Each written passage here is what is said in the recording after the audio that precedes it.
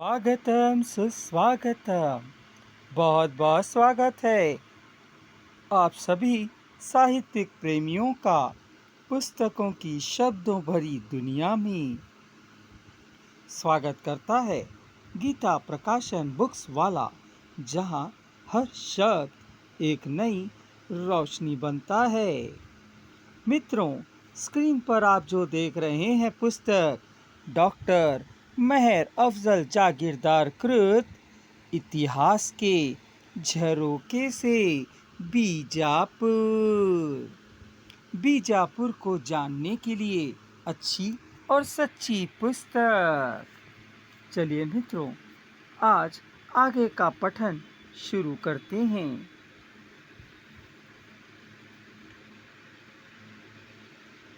इस दुरस्थिति का फायदा उठाकर दक्षिण के कई साम्राज्य स्वतंत्र होने लगे। प्रतापरुद्र ने खुसरो खान के जीते हुए प्रांत को फिर अपने वश में कर लिया। देवगिरी में फिर अशांति फैल गई। तृतीय बलाल दहलवी करे सुल्तानों से अलग होकर स्वतंत्र सम्राट होने की घोषणा करते हुए तोहफे नहीं भेजे। इतना ही नहीं, सुसंगठित रूप से अपनी सीमा प्रांतों पर सैनिकों को रखा। मूलतः निम्न जाति हिंदू खुसरो खान बादशाह बनते ही प्रमुख राज कर्मचारी अधिकारियों को बदलकर उन स्थानों पर हिंदू जाति के लोगों की नियुक्ति करने लगा। लेकिन मुसलमानों ने उसके इस कार्य को सफल होने नहीं दिया। अगले 4 मास में उसके विरुद्ध में विद्रोह बढ़ा। सफलता के साथ उसे सिंहासन से हटा दिया गया। सन 1321 में नसरुद्दीन खुसरो शाह का वध कर दिया गया। दिल्ली के सिंहासन पर तुगलक वंशज राजी मलिक को पट्टाभिषेक करके गियासुद्दीन तुगलक नाम दिए गए। यहाँ पर खिलजी का शासन समाप्त होता है। गियासुद्दीन तुगलक जैसे ही शासन का काम संभाला, वह पहले दक्षिण भारत के सभी प्रांतों को अपने साम्राज्य में ले लेने का प्रयत्न करने लगा।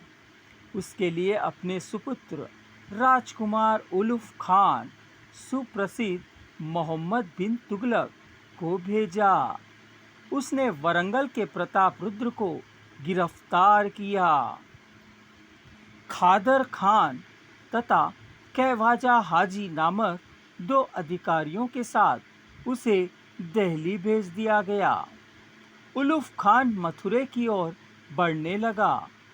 दिल्ली जाते समय रास्ते में ही प्रतापरुद्र ने आत्महत्या कर ली।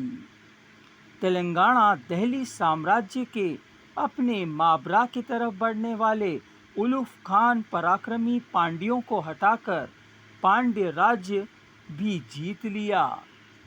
जो काम मलिक काफूर तथा खुसरो खान से असंभव था, वह सपना उलुफ खान ने पूरा कर दिखाया। सम्राट को गिरफ्तार करके उसे दिल्ली को भेज दिया। दक्षिण प्रांतीय प्रदेश तिरुनेलवेली, रामनाथ, तंजावुर, मुदकोटे और मदुरई प्रदेश पांड्य साम्राज्य दिल्ली के प्रांत में आ गए। सन 1323 तक अखंड भारत तुगलक साम्राज्य में आया। प्रशासन दृष्टि से देखा गया तो यह प्रांत दिल्ली से बहुत दूर था और इनका प्रबंध करना कठिन साध्य कार्य था। ये बहुत दिनों तक इनके अधीन में ना रह सका। माबरा पर विजय प्राप्त करके दिल्ली वापस आने वाले राजकुमार उलुफ खान सन 1325 में मोहम्मद बिन तुगलक नाम से दिल्ली सिंहासन पर बैठ गया। मोहम्मद बिन तुगलक सामान्यतः मूर्ख राजा कहकर जाना जाता है, लेकिन वह बहुत बड़ा चतुर, चाणाक्ष तत्वज्ञानी, गणितज्ञ तथा अच्छा कवि भी था। निसंदेह वह साहसी, पराक्रमी होते हुए भी एक हठ योगी, जिद्दी स्वभाव का व्यक्ति था। जो बात सोचता उसे कार्य रूप में लाने में कभी भी हिचकता नहीं। ऐसी ही एक कल्पना साम्राज्य के सम्राट के समस्त हिंदुस्तान को अपने वश में करने की सोची। दूसरे दिन से ही वह इसकी व्यवस्था में रख गया। इसके लिए वह 32 लाख सैन्य का संगठन करके संपूर्ण भारत पर विजय प्राप्त करने के लिए चीन देश पर आक्रमण करने के उद्देश्य से कुछ सैनिकों को वहां भेज दिया। राज्य भंडार पूरी तरह से खाली हो गया।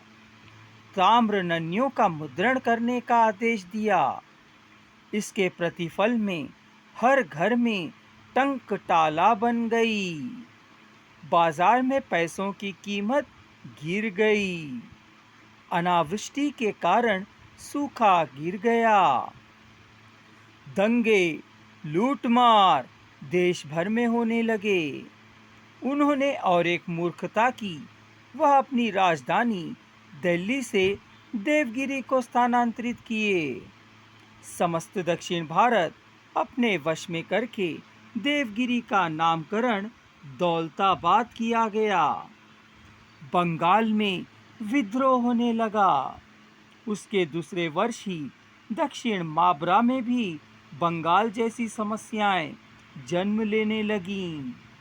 वहां का राज्यपाल स्वतंत्र सम्राट होने की घोषणा करने लगा। इस विद्रोह को समाप्त करने के लिए स्वयं मोहम्मद बिन तुगलक माबरा की तरफ बढ़ने लगा। बीदर तक पहुंचा ही था, काल राजवर से सेना पीड़ित हो गई। स्वयं सुल्तान को भी काल राजवर होने लगा। उसने अपनी सेना को वापस लौटने दे का आदेश दे दिया।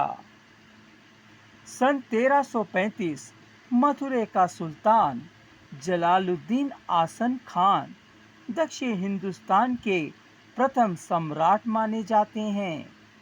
दक्षिण भारत मथुरे में मुसलमानों का राज्य स्थापना होना हिंदुओं के भी अपने स्थान मान के बारे में सोचने के लिए मजबूर करती है। उससे प्रेरणा लेकर संगम वंशज कंपली ने राज्यपाल संगम वंशज हरिहर सन 1336 में स्वतंत्र हिंदू साम्राज्य की स्थापना की गई। यह वह राज्य है जो तुंगभद्रा नदी पर स्थापित किया गया। हम्पी विजयनगर साम्राज्य था जो सतत 250 वर्षों तक विजयशील रहा। देवगिरी के मुसलमान राज्यपाल अगले 10 वर्षों में देवगिरी को संपूर्ण स्वतंत्र राज्य बनाकर अपनी राजधानी गुलबर्गा में स्थापित किए। सन 1342 में नए बहामनी साम्राज्य की स्थापना की गई। मित्रों, चैनल को सब्सक्राइब कर लीजिए ताकि हमारा जो अगला वीडियो है जो बहामनी पर आधारित है की घोषणा आप तक हमारे द्वारा रिलीज करते ही पहुंच जाएगी। मित्रों, यदि आप इस पुस्तक का क्रय कर अपने पुस्तकालय में संग्रह करने का विचार कर रही हैं तो डिस्क्रिप्शन बॉक्स में दिए जा रहे नंबर पर संपर्क करिए और घर बैठे पुस्तक प्राप्त करिए। एक विशेष सूचना, अब इतिहास के झरोखे से बीजापुर न केवल भारत में बल्कि देश विदेश के 66 देशों में किंडल के माध्यम से उपलब्ध करा दिया गया है। बस एक क्लिक की दूरी पर है यह पुस्तक अपने पाठकों से। जय हिंद, जय हिंदी।